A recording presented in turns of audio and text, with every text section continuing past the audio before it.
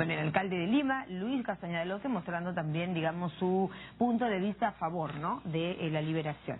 En fin, nos acompaña el doctor Carlos Magno Salcedo, él es constitucionalista y además socio del estudio Gas Garra y abogado. Bienvenido, doctor. Muchas gracias por la invitación, María. Gracias por estar con nosotros. El congresista independiente ahora, el señor Roberto Vieira, presenta este polémico proyecto de ley a partir del cual las personas que cumplan una sentencia a partir de 75 años de edad en cárcel debieran ya estar en su domicilio, bajo arresto domiciliario, señala, ¿no?, el proyecto.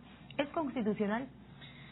En principio, una medida que plantee otorgar determinadas penas alternativas para determinado grupo de ciudadanos no tendría por qué ser inconstitucional. Lo que corresponde es hacer el análisis concreto de esta norma, ¿no? Y además verlo en el contexto un poco en que ocurre esto, ¿no? La primera cuestión de la que se estuvo especulando es si era posible o no indultar a Alberto Fujimori, ¿no? Ese es un tema muy aparte, doctor, que digamos no tendría nada que ver con un tema de edad, de arresto domiciliario.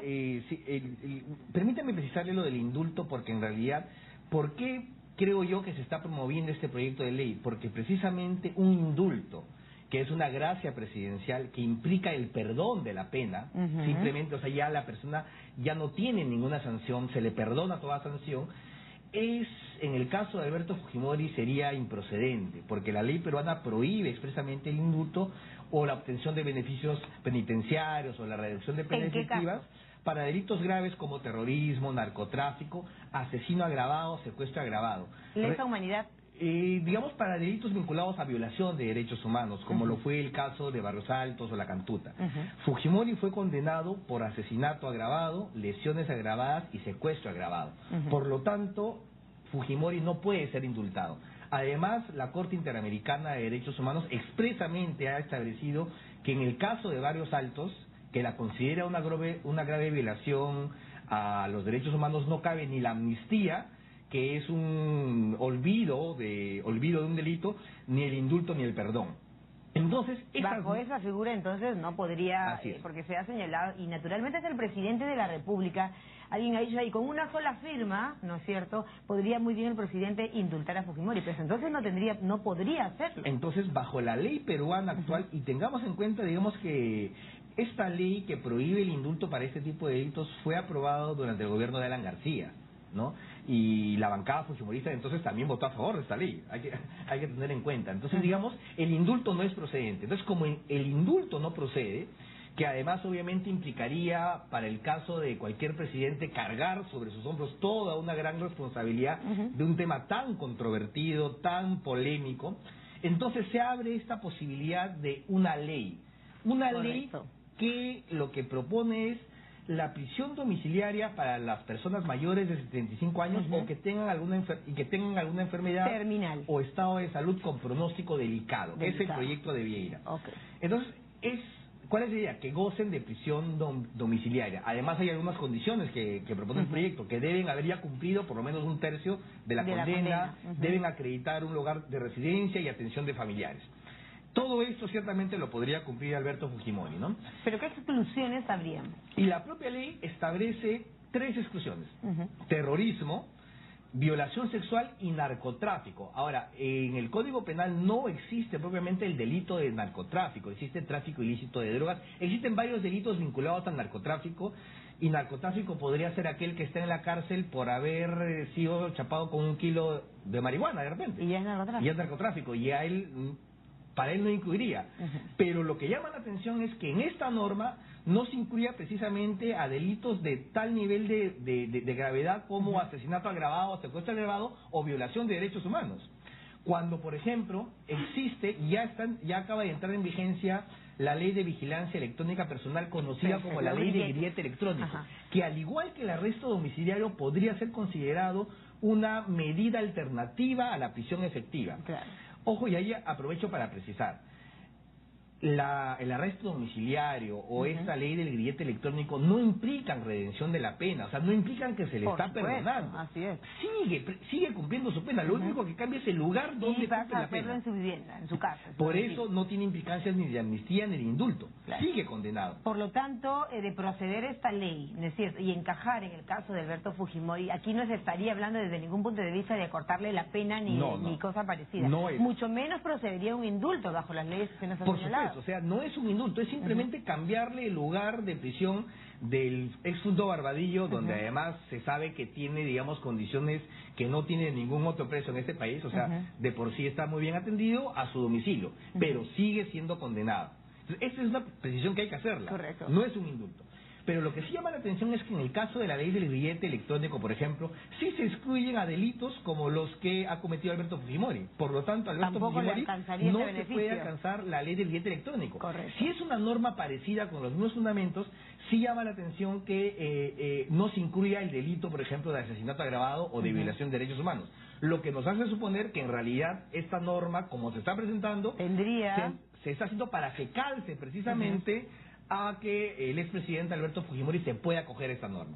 Y es más, no es... ¿En manos de quién se encuentra esta situación? Porque finalmente, si hablamos de un indulto, todo el mundo dice, es el presidente el que tiene que firmar y decidir esta situación, porque esta es una gracia presidencial. Pasa que ya vimos que por ahí el asunto no va legalmente hablando. Definitivamente no va. Ahora el tema está en manos del Congreso. Está en manos del Congreso, que es un órgano político, ¿no?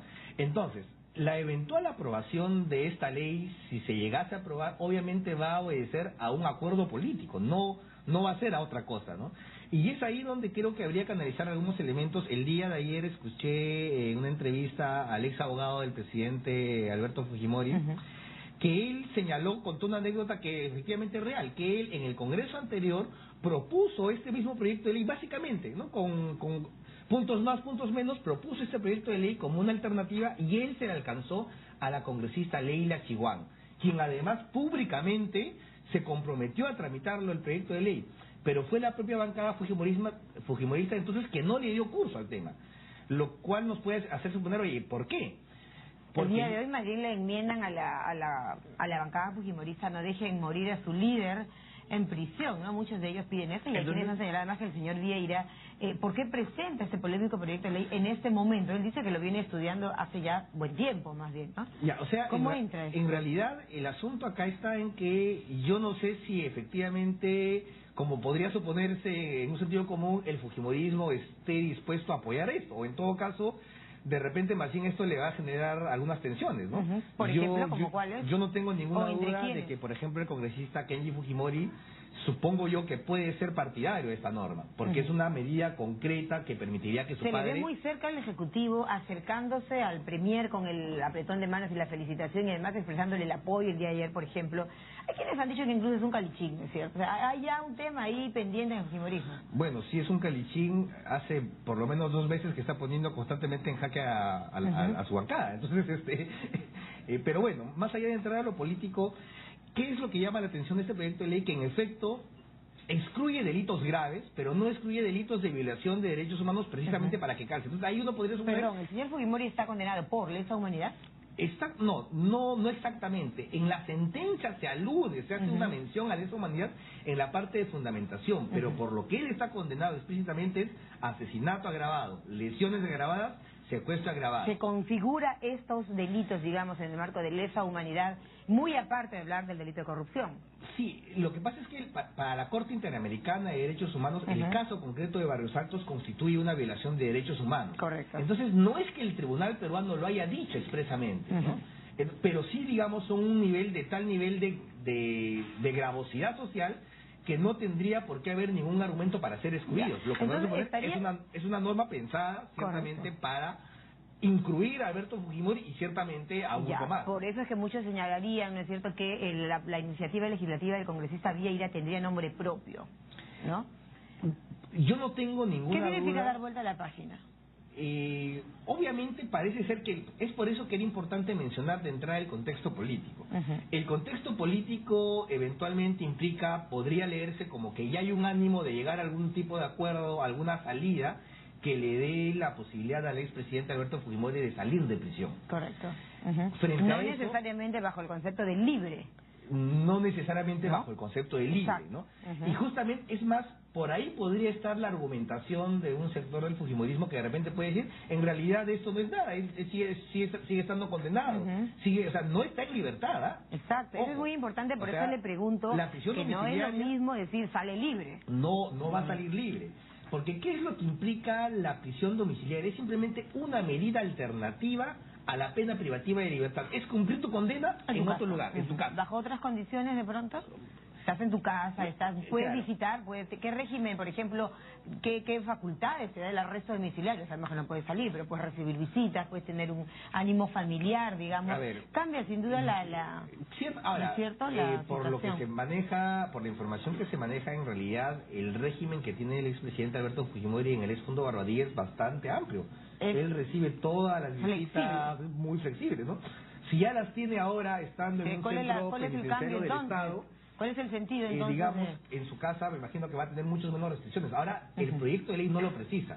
No establece cuáles serían los alcances de este régimen de prisión para estos casos especiales. ¿Podría Vladimiro Montesinos decir, a partir del tema de la edad, ¿no? El señor Nicolás Valle Hermosa Ríos, el señor Montesinos, no sé, el señor Vieira ha dicho que va a beneficiar a más de 200 internos y que puede ayudar eso también a reducir el nivel de hacinamiento en los penales y todo ello. ¿Qué otras personas podrían verse alcanzadas si prospera este proyecto? Si yo fuera abogado de Montesinos o de Valle Hermosa, que no es el caso y no pienso serlo, por supuesto. Aclarando. Pero si yo fuera el abogado, obviamente me acogería esta norma. Naturalmente. Sin duda. ¿Por qué? Porque precisamente estos señores han sido condenados como cómplices de Alberto Fujimori por los mismos delitos. Entonces, sí podría alcanzarles, ¿no? Entiendo yo que para el caso de Vladimiro Montesinos también está pendiente algún proceso vinculado al delito de narcotráfico, pero que entiendo no está todavía sentenciado. Entonces, digamos, a él de repente podría no alcanzarle la norma por el lado de narcotráfico, ¿no? Pero él hasta el momento entiendo que no tiene una sentencia, entonces, pero digamos un abogado podría fácilmente pelearla, decirle, oye, esta norma comprende también a Vladimiro Montesinos. Entonces, ese es el problema de hacer una norma que de alguna manera se hace para tratar que calce a un individuo en particular, por más que ciertamente podría tener alcances generales. Aquí lo que está en juego también es el hecho de decir que el Perú ¿cómo puede estar mostrando, o sea, qué tipo de comportamiento mostraría el Perú, no sé, de cara al compromiso internacional, de cara a la preservación del orden constitucional y del derecho en el Perú, si esto prospera? Claro. Es un caso además que fue a las Cortes Internacionales, justamente, ¿no? El problema está en que no se, si la norma estableciera que es perfectamente posible, razonable, justo, que los condenados ya ancianos o muy enfermos, independientemente del delito, puedan pasar sus últimos días en su casa, si fuera general no había ningún problema. Abimael. Pero obviamente pues el problema es que ahí podría entrar Abimael, el problema es que ahí podría entrar todos los delitos. Entonces, si tú dices, no, voy a hacer exclusiones, así como excluyes a terrorismo, tendrías que excluir a violación de derechos humanos. Entonces, justamente, al no considerarlo es donde ya se ve, esto está siendo cocinado para favorecer en particular a una persona, a pesar de que eventualmente pueda favorecer a otras. Pero está por lo menos, la intención de la norma es esa, ¿no? Ahora, no nos olvidemos que el Congreso es un foro político. El Congreso no es un foro jurídico. Pero el señor Nakazaki ha dicho muy claramente que aquí solamente depende de que el Congreso lo apruebe.